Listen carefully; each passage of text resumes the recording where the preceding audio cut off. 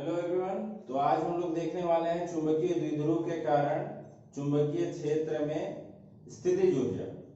तो चुंबकीय द्विध्रुव की जो स्थितिज ऊर्जा होती है वह उस कार्य के बराबर होती है जो द्विध्रुव को उसकी मानक स्थिति से वर्तमान स्थिति तक घुमाने में किया जाता है। ठीक है, एक बार फिर रिपीट कर रहा हूं। चुंबकीय द्विध्रुव की स्थितिज ऊर्जा उस कार्य के बराबर होती है जो चुंबकीय द्विध्रुव को मानक स्थिति से वर्तमान स्थिति तक घुमाने में किया जाता है। ठीक है, और जैसा कि हम लोग यहाँ अपने डायग्राम में देख सकते हैं, इसमें चुंबकीय क्षेत्र की दिशा इस ओर है। ठीक है, और एक द्विध्रुव को यहाँ पे हम लोग स्थापित किए हैं जिसका चुंबकीय आघूर्ण क्या है, कैपिटल एम है, और उसकी चुंबकीय क्षेत्र की तीव्रता जो होगी वो क्या होगी, बी होगी। तो मानक स्थिति बोलने का मतलब ये होता है, ये जो डॉटेड लाइन हम लोग बनाए हैं, ये जब चुंबकीय द्विध्रुव का अक्ष उसके चुंबकीय बल रेखा के अनुदेश या चुंबकीय बल रेखा के साथ 90 डिग्री का एंगल बनाता है, यानी theta is equal to 90 degree, तो उस स्थिति को हम लोग मानक स्थिति कहते हैं। और उसके बाद वो जितना हम लोग उसको घुमाएंगे वो स्थिति हम लोगों की वर्तमान स्थिति कहलाती है। ठीक है, तो यहाँ जो स्थितिज ऊर्जा है, चुंबकीय द्विध्रुव की स्थितिज ऊर्जा, वो उस पर किए गए कार्य के रूप में संचित होती है। मीन्स जितना हम लोग उसको घुमाने में कार्य किए उतनी ज्यादा हम लोगों को उसमें से क्या मिलेगी, स्थितिज ऊर्जा मिलेगी। ठीक है, जैसा कि हम लोग फोटो में डायग्राम में हम लोग का देख सकते हैं कि यहाँ चुंबकीय क्षेत्र की तीव्रता बी, उसका चुंबकीय आघूर्ण एम, और जो है उसमें थीटा एंगल बन रहा है, उसको घुमाने पर थीटा एंगल बन रहा है।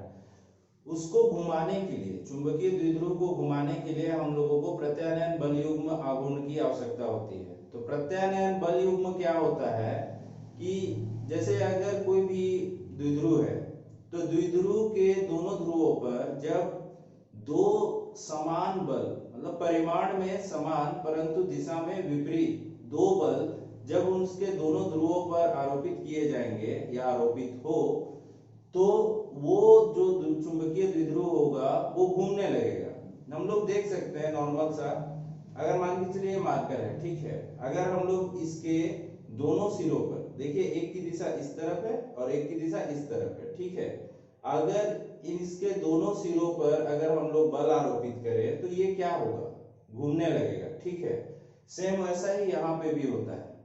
ठीक, तो इसके लिए सबसे पहले तो हम लोग इसका डेफिनेशन लिखेंगे। तो डेफिनेशन में मैं बता चुका हूं, उसमें क्या है कि चुंबकीय द्विध्रुव की स्थितिज ऊर्जा उस कार्य के बराबर होती है जो चुंबकीय द्विध्रुव को उसकी मानक स्थिति से वर्तमान स्थिति तक घुमाने में की जाती है। तो अब हम लोग जो है इसके लिए व्यंजक स्थापित करेंगे। तो व्यंजक स्थापित करने के लिए माना चुंबकीय आघूर्ण M तथा एक समान चुंबकीय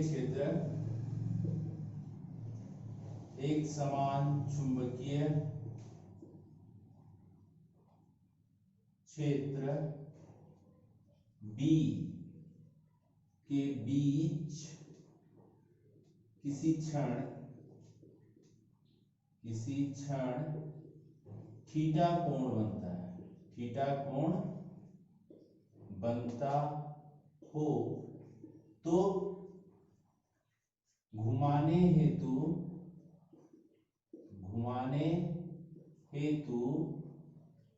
बल युग्म का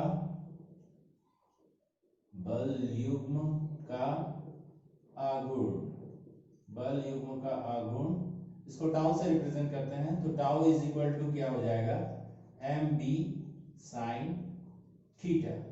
ठीक है, तो tau is equal to M B sine theta, जहां टाउ हम लोगों का जो है प्रत्यानयन बल युग्म आघूर्ण को रिप्रेजेंट करता है। ठीक है, अब इसके बाद में हम लोग क्या करेंगे, ये जो है हम लोगों को बल का मान मिला है। अब अगर हम लोग मान लेते हैं यदि चुंबकीय द्विध्रुव को चुंबकीय द्विध्रुव को चुंबकीय आघूर्ण के विपरीत चुंबकीय आघूर्ण के विपरीत चुंबकीय आघूर्ण के विपरीत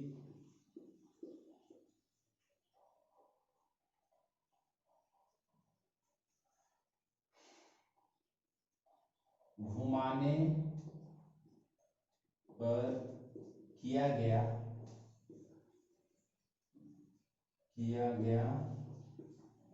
अल्प कार्य। ठीक है, तो अल्प कार्य बराबर क्या होगा, dw is equal to tau into D theta. देखिए जैसे कि अगर उसमें अल्प कार्य करेंगे, ठीक है, अगर द्विध्रुव को घुमाने के लिए, चुंबकीय द्विध्रुव को घुमाने के लिए अल्प कार्य करेंगे, तो अल्प कार्य कब होगा, जब उसका एंगल का वैल्यू भी कम हो। जितना ज्यादा हम लोग घुमाएंगे उतना ज्यादा उस पर कार्य करना पड़ेगा, और अगर हम लोग कम कार्य कर रहे हैं यानी कि उसको जो थीटा का वैल्यू जो होगा वो भी कम होगा, इसीलिए यहाँ पे डी थीटा लिखा गया है। ठीक है, और ये जो फॉर्मूला या फिर एक इक्वेशन जो हम लोग लिखे हैं वो कैसे लिखे हैं, हम लोग जानते हैं ना कि कार्य इज इक्वल टू क्या होता है, कार्य बराबर बल गुणित विस्थापन। तो यहाँ पे बल जो है वो प्रत्यानयन बल युग्म आघूर्ण है, और साथ ही साथ में जो विस्थापन जो हो रहा है वो डी थीटा है। ठीक, तो इसके बाद सिंपली हम लोग क्या करेंगे, dw is equal to tau का जो वैल्यू है वो अप्लाई कर देंगे, mv sin theta D theta. ठीक है, dw is equal to mv sin theta into D theta. ये जो है वो हम लोगों का अल्प कार्य है। ठीक है, उसके बाद अगर हम लोग द्विध्रुव को मानक स्थिति से वर्तमान स्थिति तक घुमाने में अगर किया गया कुल कार्य अगर देखेंगे, तो उसके लिए क्या होगा, यहां पे लिखेंगे चुंबकीय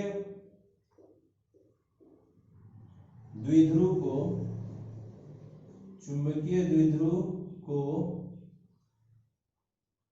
थीटा 1 जो कि क्या है, मानक स्थिति है, थीटा 1 जो मानक स्थिति ब्रैकेट में लिख दे रहा हूं, से थीटा 2 वर्तमान स्थिति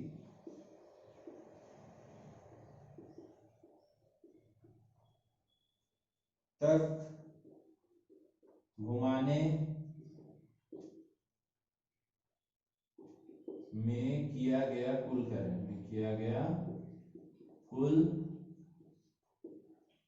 कार्य। तो घुमाने में किया गया कुल कार्य क्या हो जाएगा, कुल कार्य निकालने के लिए करना कुछ नहीं है, उसको जो है थीटा 1 से थीटा 2 के लिए समाकलित कर देना है।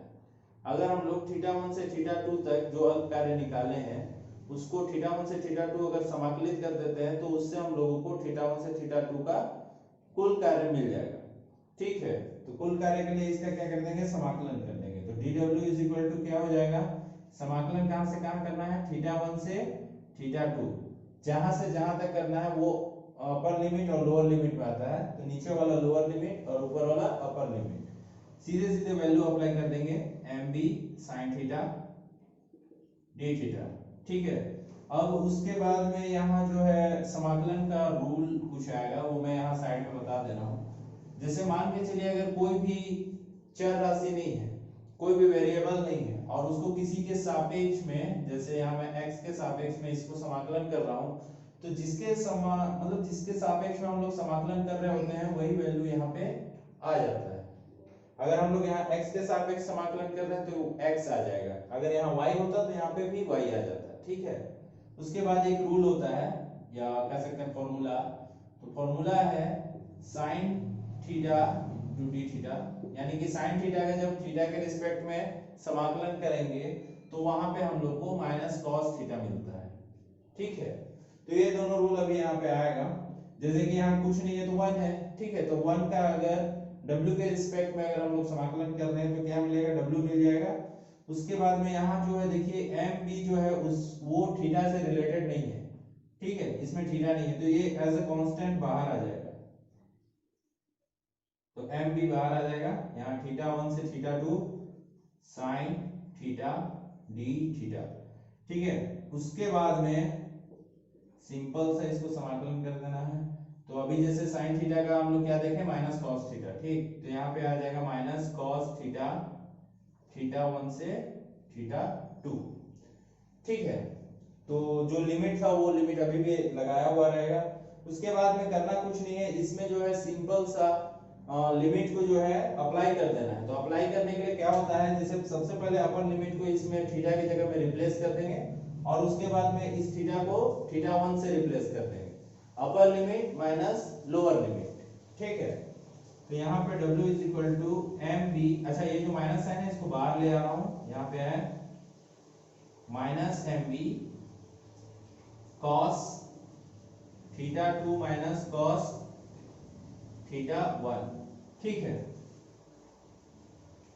तो ये जो है हम लोगों को वर्क मिल गया। ठीक, अब इसके बाद में हम लोग क्या जानते हैं, मानक स्थिति जो था हम लोग का, जो θ1 है, θ1 को मानक स्थिति है, तो मानक स्थिति जो होगा वो कितना होगा, 90 डिग्री का होगा। मैं पहले भी बताया हूँ डेफिनेशन के बाद में कि जो मानक स्थिति है वो उसको बोलते हैं जब चुंबकीय आघूर्ण और एक समान चुंबकीय क्षेत्र एक दूसरे के लंबवत हो। अगर लंबवत होगा तो कितना डिग्री बनाएगा, 90 डिग्री बनाएगा। तो θ1 का वैल्यू जो होगा 90 होगा, और थीटा जो है वो θ2 जो है वो हम लोग का वर्तमान स्थिति है, जो कि हम लोग अज्यूम कर सकते हैं एज अ थीटा, उसको लेके चल सकते हैं। ठीक है, तो यहाँ पे सिंपल सा वो अप्लाई कर देते हैं, क्योंकि θ1 इज इक्वल टू 90 डिग्री तथा θ2 थीटा, इसको हम लोग माने हैं तो इसलिए हम माना लिख देते हैं। ठीक है, तो उसके बाद में जो है वर्क का जो आया है हम लोग का इक्वेशन, वो क्या हो जाएगा, work is equal to minus mb, इधर आ जाएगा cos θ2 की जगह में आ जाएगा थीटा, और cos θ1 की जगह आ जाएगा 90। cos 90 का जो वैल्यू होता है वो 0 होता है, तो इसलिए वर्क का वैल्यू क्या आ जाएगा, माइनस mb cos थीटा। अब जैसा कि हम लोग परिभाषा में देखे थे कि जितना उस पे कार्य किया गया है वही कार्य उसकी स्थितिज ऊर्जा के रूप में संचित होता है, तो जो वर्क का वैल्यू मिला है वही उसकी क्या होगी, स्थितिज ऊर्जा होगी।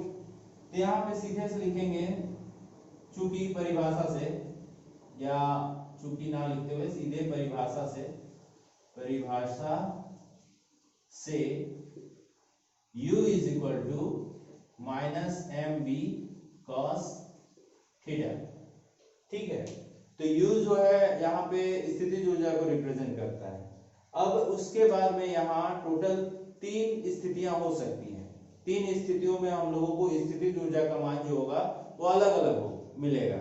एक स्थिति ऐसी होगी जब हम लोगों का जो ये है चुंबकीय द्विध्रुव और एक समान चुंबकीय क्षेत्र दोनों एक दूसरे के समांतर हो। दूसरी स्थिति जब दोनों एक दूसरे के लंबवत हो। तीसरी स्थिति जब चुंबकीय द्विध्रुव और एक समान चुंबकीय क्षेत्र दोनों एक दूसरे के प्रति समांतर हो। प्रति समांतर का मतलब होता है, जैसे अगर मान के चलते हैं चुंबकीय क्षेत्र की दिशा इधर से इस तरफ हो, ठीक है, इधर से इस तरफ अगर चुंबकीय क्षेत्र की दिशा है तो चुंबकीय द्विध्रुव जो होगा वो हम लोगों का इस तरफ होगा। ठीक है, इस तरफ समांतर के लिए होता है ना, तो इस तरफ प्रति समांतर। ठीक है, तो उस समय वो थीटा का वैल्यू कितना मिलता है, 180। देख सकते हैं ना, यहाँ रहेगा तो यहाँ से वो डायरेक्ट इधर, तो टोटल 180 डिग्री मिलता है। तो यहाँ पे जो है हम लोगों को 3 कंडीशंस मिलेंगे। तो 3 कंडीशंस कौन कौन सा है, फर्स्ट तो है जब थीटा का वैल्यू 0, यानी कि चुंबकीय द्विध्रुव और चुंबकीय द्विध्रुव जो है वो एक समान चुंबकीय क्षेत्र के समांतर है। दूसरी स्थिति क्या मिलेगी, जब थीटा इज इक्वल टू क्या हो, 90, जब चुंबकीय द्विध्रुव एक समान चुंबकीय क्षेत्र के लंबवत हो। और तीसरी कब मिलेगी, theta is equal to 180 degree. ये कब मिलेगा, जब चुंबकीय द्विध्रुव एक समान चुंबकीय क्षेत्र के प्रति समांतर। ठीक है, तो तीनों के लिए वैल्यू निकाल लेते हैं। तो U is equal to minus mb cos 0 degree. cos 0 का जो वैल्यू होता है हम लोग जानते हैं ट्रिग्नोमेट्री का टेबल से। ट्रिग्नोमेट्री टेबल अगर आप लोग पढ़े होंगे तो उसमें देखे होंगे cos 0 का वैल्यू 1 होता है। तो यहाँ पे माइनस mb, देखिए यहाँ पे जो वैल्यू मिला है हम लोग को वो नेगेटिव है, ठीक है। तो यहाँ जो स्थितिज ऊर्जा मिलेगी वो क्या होगी, न्यूनतम होगी, ठीक है। इस स्थिति में जब थीटा का वैल्यू, थीटा का जो मान है वो 0 डिग्री हो, तो उस स्थिति में स्थितिज ऊर्जा का मान न्यूनतम प्राप्त होता है। उसके बाद में हम लोग देखेंगे इसके लिए, तो u is equal to minus M B. Simple हम लोग कुछ नहीं कर रहे हैं, बस थीटा की जगह ये जो डिग्री दिया हुआ है उसको अप्लाई कर रहे हैं। तो cos 90 डिग्री, हम लोग जानते हैं ना कि cos 90 डिग्री का वैल्यू क्या मिलेगा, 0। तो सीधे सीधे स्थितिज ऊर्जा का वैल्यू भी क्या मिल जाएगा, 0। देखिए अगर हम लोग जैसे पढ़े थे अभी डेफिनेशन में कि मानक स्थिति क्या होता है, जब द्विध्रुव जो हो वो एक समान चुंबकीय क्षेत्र के लंबवत हो। तो मानक स्थिति अगर ये है और अगर वर्तमान स्थिति भी यही है, यानी कि इस पर तो कुछ कार्य हुआ ही नहीं ना, ये तो यही है, इस पर कुछ कार्य नहीं हुआ। और अगर इस पर कुछ कार्य नहीं हुआ तो हम लोगों को स्थितिज ऊर्जा का वैल्यू भी कैसे मिलेगा, है ना, अंडरस्टूड वाली बात है, ठीक।